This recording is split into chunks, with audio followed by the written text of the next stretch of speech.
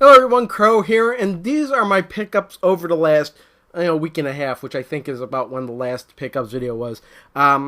First, I'm going to show off some, this is going to be some toys and DVDs, and a lot of video game stuff. So, first thing I'm going to start off with are the DVDs I mentioned I was going to get in my last pickups video, and I got them in the mail since then.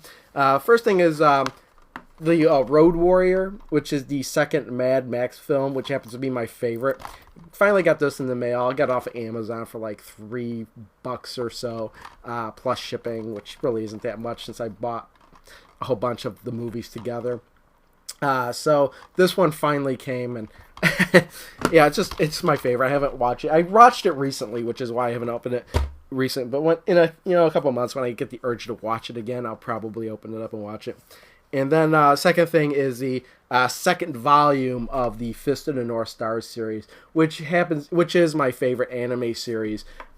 This is actually released recently, and I don't remember the price of it on Amazon. I don't know the price of it on Amazon right now, but as recently as a week or so ago, it was about $36, which is not bad for a 5-disc set with, I don't know, 36 episodes. I think so, 800 minutes runtime. Excellent series. You might be able to see this on Hulu. I'm not 100% sure. But I actually like the Japanese audio, which is the language was the first time I watched it. So I'm kind of watching it with the English just to see the differences. I'm actually getting into this again. I'm watching Fist of the Blue Sky right now, and then I'll watch Legend of the Dark King, and then I may finish up what I have here of that. All right, and we have some toys here. My wife actually picked this up for me, and I forgot to show it in my last video, and that is the Hot Wheels Ghostbusters car. And I actually don't want to take this out of the package. I'll probably hang this up somewhere. But I'm also kind of on the lookout for the Batmobile one. I was at Target, and they had a whole bunch of Batman Hot Wheel vehicles, and I thought I saw the Batmobile, but it was the Penguin Batmobile. There was an episode in the 60s show where the Penguin stole the Batmobile and turned it to the Penguin Mobile, which is pretty funny. And finally, I got finally for toys, I got a Tron Light Cycle Clue. This is I have the one with Sam Flynn, but this is the one with Clue, which, let's pull this out. I'm going to wind up taking this out of the box and put it on my entertainment system with the other ones. What am I supposed to be hitting? Oh, the little dot there. So very nice. These toys are awesome. I hope the movies as awesome as these toys are. Okay, now for video games. I did stop at the video games, etc. I got a couple things here. I got the Sub-Rock for the ColecoVision. I really don't know anything about it, but it was $3.99. Not bad. Buck Rogers and the Planet of Zoom, and this was $2.99. So, cheap ColecoVision games I don't have, I'm going to pick up regardless. Also, I got some Odyssey 2 games here. First one I'm going to show has Math-O-Magic and Echo. And I actually had to look this up on my phone to see that I didn't have it. And it does have the box, the cartridge, and the manual. It was $5.99. Not a bad price, I think, for that. And also this one, I was not going to pass this up. Smithereens. And I wasn't going to pass this up because, number one, I didn't have it. Number two, box, manual, and cartridge, of course. But three, voice enhanced. And so it's another game I could use with the voice. So $8.99. Yeah, it looks like a one of those Canon games where you shoot and try to judge the trajectory. I like it. Advanced digital scoring. Realistic voice and sound effects, but only if you have the voice. So, okay, and then we went to, actually, wait, no, one last thing. I had it hidden back here, forgot. I actually got a Lynx. Now, I had a Lynx. The sound didn't work on it. Now, I cleaned it up, sound still didn't work, so more than likely needed a capacitor or something like that replaced. But I couldn't really find any walkthroughs or anything online to do that, so I put it aside. The video games, etc. I had a couple links, 2 of them, I think, and it was $40. Now, I was going to pass up on it, But I happen to have a card in my pocket for $10 off. Because for every $10 you spend, you get a clip, and for 10 clips, you get $10 off. So I was like, oh wait, I have the clip. Give me that link, because for $30, and knowing that it'll work, and you know what, having actually plugged into games and played it, like Stun Runner and everything, the sound is amazing on this thing. It just blows my mind. Like a system that came out around the days of when Game Boy was released would have such awesome sound. The sound is amazing on the Lynx. I'll give it that. This thing was way ahead of its time. I mean, way too big, but this thing was ahead of its time. And if it wasn't for Nintendo, selling their Game Boy way cheaper, if it was, the Game Boy was kind of better before a portable system. It was like at least half the size of this, and it was cheaper. So, you could kind of see where the Lynx kind of went to the wayside. In fact, this is Model 2. The Model 1 is actually bigger than this. I'm not actually interested in owning the Model 1, unless I get it for really, really cheap. Let's see here. Okay, I put stuff back on. Actually, this is another thing I forgot to show off in my last video. I did get the Xbox 360 controller with the transforming D-pad. It's not a huge improvement, but it is a minor improvement. I do prefer playing with this thing. I do like the way it feels. It has a different texture than the controller I was using. Analog sticks are a little bit easier to use. The D-pad, I do like it. I just always keep it transformed with the D-pad up. It is a little bit better, I think. Other than that, it's pretty much exactly the same. But I was looking to replace the Xbox 360 controller I was using because I wore down the little dots on all the nubs. So yeah, I'm waiting to get a screwdriver in the mail so I could take those controllers apart, and I kind of rebuild one with all working things and looks like new, I guess. Next thing is something I bought for my wife. Came out. It was Epic Mickey. This is the collector's box. I got her the collector's because, and only because, it has this figurine in here of Mickey, and I know she'll want to put that on the entertainment center. So yeah, we have Epic Mickey. We haven't played it yet. She's had days off to play it, but instead she's doing Christmas shopping and other things. So, she's looking forward to playing this, but she just hasn't had the chance to do it yet.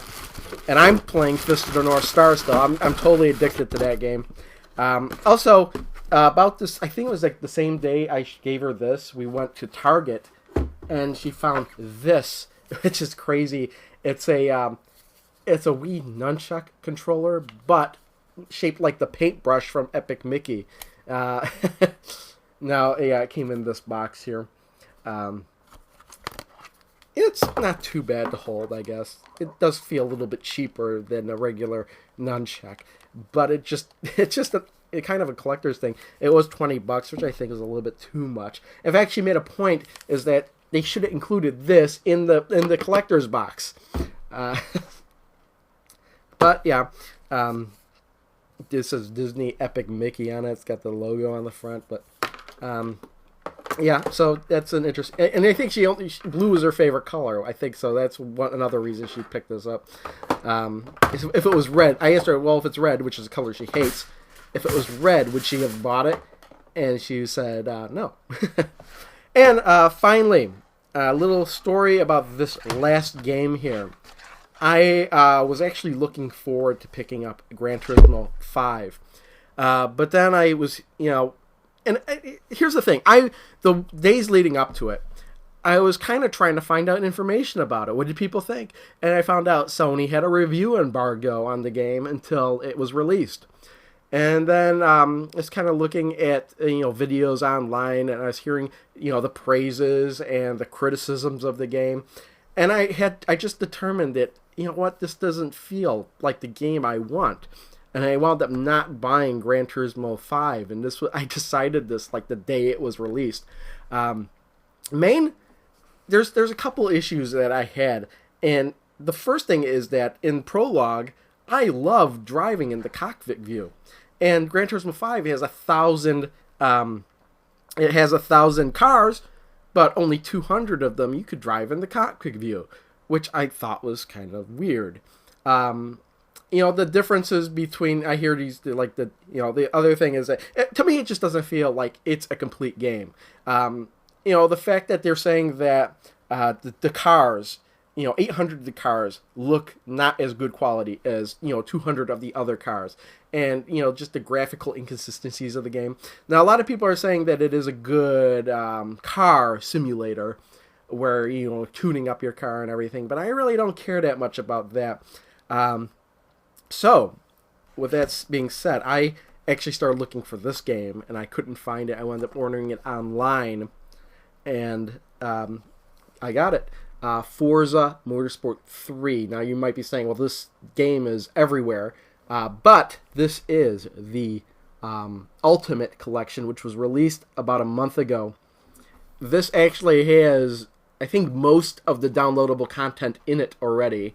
And I did play this, and I enjoy it. I like the fact that you could just click one button and automatically have the game buy your things to tune up. And I like the fact that I could drive in the cockpit in every car I choose. So, that's basically why I went with this game instead of Gran Turismo 5. I might get Gran Turismo 5 sometime down the road, but it's got a drop in price for me. This, however, was $30. That was another big thing. And what's funny is that they're still selling Forza Motorsport 3, the regular edition, for $30, but this Ultimate Collection, which has all the downloadable content, is the same price. So if you are looking to buy this game, make sure you get the Ultimate Collection. Funny story about this was I went to a couple stores, like... I went to Best Buy and Fry's, and I even looked at Target just because I happened to be in Target. None of them, they had Forza Motorsport 3, but they didn't have the Ultimate Collector's Edition. So I went to GameStop and I asked if they had it, and a guy looked at his computer, was like, we actually don't have any in the store. You want me to look in stores in the area to see if they have it? And I said, sure, why not? And he looked it up, he's like, oh, there's not even a copy in the state. It's the closest copy is in Virginia. I'm like, well, I'm not driving to Virginia. So I just went online on Amazon, order it, and I actually got it in 2 days, which is ridiculous because I didn't do, did regular shipping. I did the cheapest shipping. I still got it in 2 days. So yeah, I'm enjoying this game. I didn't really get too into it because, again, Fist of the North Star. So that's my pickups. Thanks for watching. See you next time. Bye. Oh yeah, it appears that I have neglected one thing. It is hanging on my wall. And we did pick this up. Somebody had told me about this, and I happened to be at Spency's where he said it was. But yes, it is this awesome Pac-Man clock. You got it at Spencer's for about, I think it was $19.99 or $20. That is a completely glass clock. It has a Pac-Man on the minute hand and a ghost on the hour hand, and it looks like he just goes around and eating dots. It's a pretty awesome clock. But yeah, I nearly forgot to point this out. In fact, I had to splice this at the end of the video. So yeah, that's it. Thanks for everyone for watching. See you next time. Bye. I mean it, Mike. I think I'm freaking out.